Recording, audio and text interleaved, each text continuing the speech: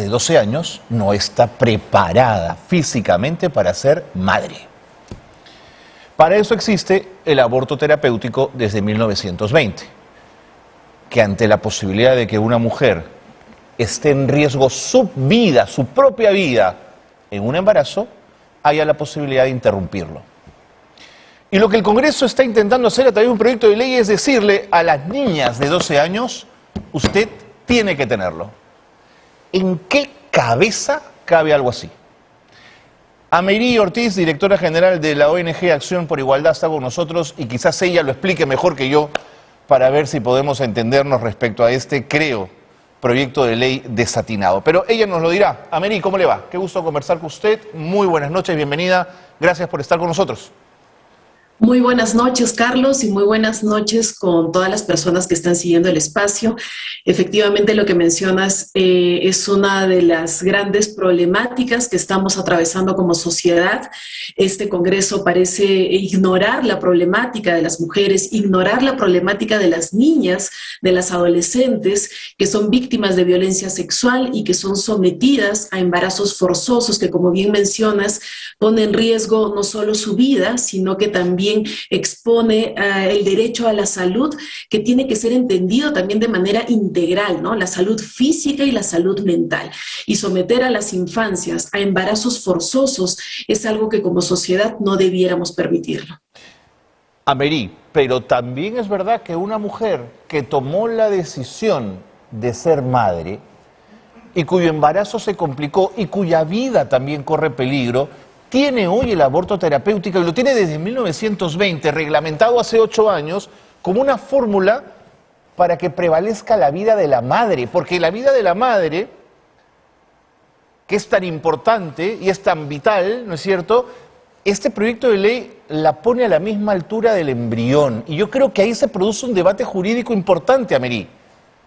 Efectivamente, Carlos, creo que acá se habla mucho del concebido, incluso dentro de estos discursos que hemos escuchado se utiliza legislación que favorece a las niñas, a los niños, y sin embargo olvidamos y dejamos de lado el análisis jurídico cuando se trata de garantizar una vida digna en el caso de las niñas, ¿no?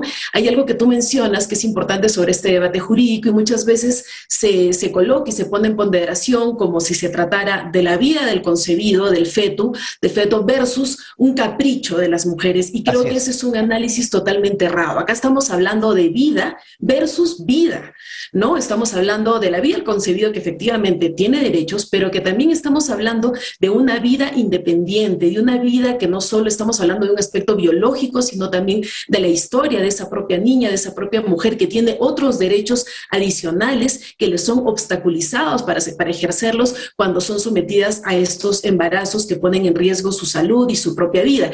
Existe sobre esto ya, digamos, pronunciamientos también de parte de la Corte Interamericana de Derechos Humanos, en donde la Corte de manera expresa señala que la vida de la mujer tiene una ponderación mayor a la vida dependiente intrauterina, que es en este caso la vida del feto. Entonces, nosotros, mejor dicho, como Estado peruano, no podemos desconocer estos estándares y también desconocer todas las recomendaciones que incluso la propia CEDAW también ha realizado a nuestro país para seguir generando estos espacios de desarrollo sin discriminación hacia las mujeres. Este proyecto de ley es sumamente peligroso también para garantizar estos derechos. Tengo una sensación, Ameirí, que la pongo sobre la mesa y la comparto contigo. Creo que en el fondo lo que hay es un interés de sectores conservadores de criminalizar a las mujeres que toman decisiones de este tipo, y eso es como señalarlas, como culparlas, como hacerlas, como colocarlas en un lugar de permanente violencia, Ameirí.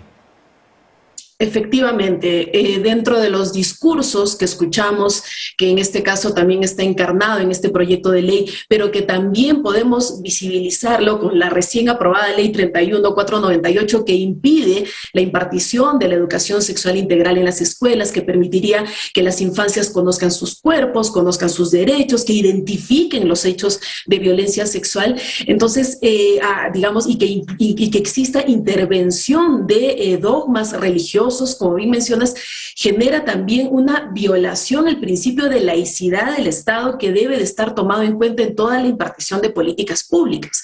Acá los discursos son distintos, son de criminalizar, de sancionar a las mujeres, de seguir generando esta especie de control moral, lo pongo entre comillas, sobre las mujeres que deciden ejercer su maternidad con libertad.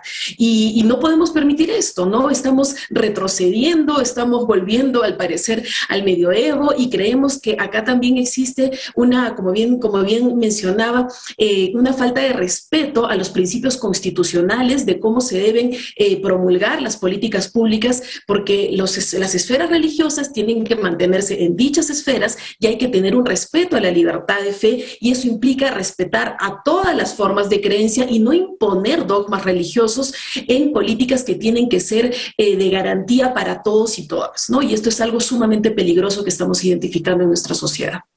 Amery, en Acción por Igualdad, ¿tendrán ustedes algunas cifras actualizadas de cuántas menores de 14 años han sido madres el año 2021 y lo que va del 2022? Tenemos cifras, por ejemplo, de lo que son recién nacidos, porque hay un tema importante, Carlos, que quería mencionar. Las personas no nos, digamos, hay una invisibilización a las maternidades infantiles, y no es hasta que cuando nacen las criaturas y son inscritas en el registro civil, recién hay la alerta, ¿no? Entonces hay una ausencia de garantía de los derechos de la salud también en todas estas niñas y adolescentes que son víctimas de estos embarazos. Tenemos data, por ejemplo, en lo que va del año, pero lo que son de recién nacidos de 12 a 17 años. Cuéntame. Y estamos hablando de 1.064 recién nacidos cuyas madres también son adolescentes, ¿no? Niñas y adolescentes. Y, por ejemplo, en cuestión de gestantes, en lo que va del año tenemos 8.944 casos en lo que va del año.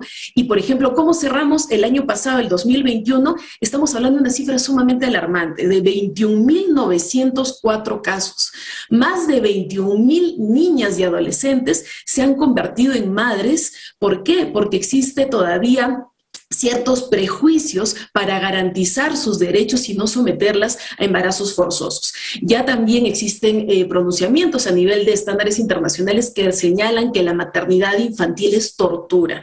Como Estado no podemos permitir esto. Es algo totalmente aterrador seguir pensando en un desarrollo social sostenido cuando tenemos a infancias que están siendo víctimas de violencia sexual e incluso sometidas a ser madres de manera obligatoria.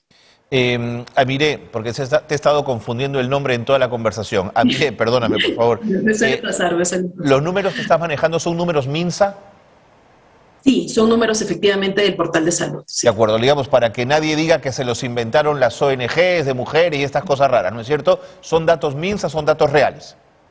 Efectivamente, son datos que hemos podido acceder y que todos y todas podemos acceder por un principio de transparencia de la información pública, para que no son cifras, como bien dices, inventadas. Correcto. Son temas reales, son situaciones tangibles y son hechos que podemos visibilizarlos también dentro de todos nuestros espacios sociales que está ocurriendo, pero que debemos de ejercer este compromiso social ciudadano para transformar esta cultura que perpetúa la violencia hacia las niñas y que no podemos seguir como si nada, ¿no? Esto es algo que nos preocupa demasiado y por eso estamos acá trabajando de manera constante. Temas, claro, Amiré, pero no termino de entender, más de 21.000 embarazos de niñas y adolescentes el año pasado, según el MINSA, y estamos retirando de los colegios la educación sexual integral. ¿Cómo se condice semejante número con semejante decisión cuando además tenemos a parlamentarios que justifican esto diciendo que es que la cultura que hay en ciertos lugares hace que las niñas de 11 años se embaracen? Digamos, cuando detrás de lo que hay ahí, en el gran número de casos, es una violación, Amery. Efectivamente, tenemos casos de violencia que incluso no es identificada, que no es investigada como se debería. Es terrible lo que sucede, ¿no? Porque cuestionan la educación sexual integral asociándolo a temas aberrantes, a temas pornográficos, enuncian discursos que efectivamente nos dan a conocer por qué es necesaria la educación sexual integral para que no lo vinculen con ello. No quieren tampoco el aborto terapéutico, no quieren tampoco políticas democráticas para que los métodos de anticoncepción lleguen a toda la población. ¿Qué quieren entonces? O sea, ¿en realidad existe un interés genuino supuestamente por la vida o en realidad pareciera una perpetuidad de esta cultura machista que restringe los derechos hacia las mujeres, ¿no? La educación sexual integral funciona, es un mecanismo eficiente que se viene impartiendo en distintos estados y que acá también de manera voluntaria hay determinadas escuelas que la han incorporado en sus políticas educativas y que funciona, reduce estas tasas de embarazos infantiles, reduce las agresiones también porque cortamos este círculo de la violencia, a veces con cómo se forma a los niños también, ¿no? Entonces, lo que ha pasado es terrible porque teníamos digamos, ya la propuesta sumamente cuestionable del Congreso de la República, pero no tuvimos el respaldo del presidente de la República haciendo la observación necesaria a este caso. Esperábamos esa observación también, sin duda, sin duda.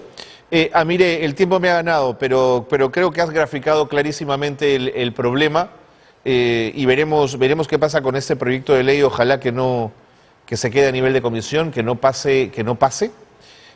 Siempre me sorprende además que sea una congresista la que está detrás de este proyecto de ley, aunque a veces la explicación es muy clara, también es parte de un patriarcado y de una cultura machista de la que a veces las mujeres difícilmente pueden escapar también. Muchísimas gracias, Amire, ha sido un gusto compartir contigo la noche y este espacio de conversación. Gracias, Carlos. Únicamente pedirle a la gente que si quiere conocer más de nuestro proyecto pueda seguirnos a través de nuestras redes sociales y en www.accionporigualdad.com, que seguimos trabajando en favor de los derechos de las niñas y de las mujeres. Un abrazo. Gracias por haber estado con nosotros. Ahí estaba Amire Ortiz, directora general de la ONG Acción por Igualdad. Más claro, imposible.